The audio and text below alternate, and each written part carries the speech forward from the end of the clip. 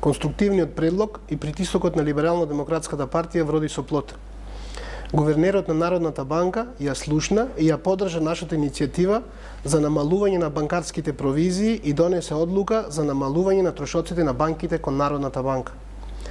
Сега наред се банките да го следат чекорот на гувернерот и да ги намалат неосновано високите трошоци кон граѓаните. Либерално-демократската партија минатата есен започна кампања насловена како Твоја сметка, твои пари и преку претседателката на партијата Моника Зајкова поднесе предлог закон за намалување и укинување на неоснованите банкарски трошоци.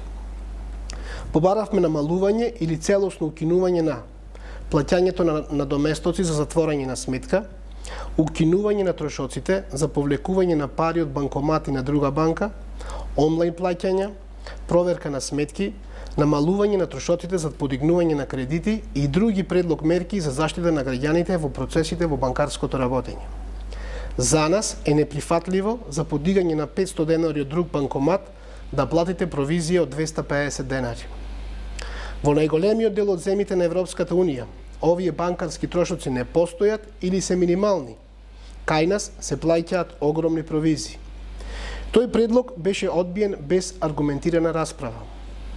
Либерално-демократската партија уште еднаш, преку својата пратеничка и претседателка Моника Зајкова, ќе го поднесе законот за намалување и укинување на овие трошоци, затоа што за нас се најбитни граѓаните и длабочината на нивниот джеп.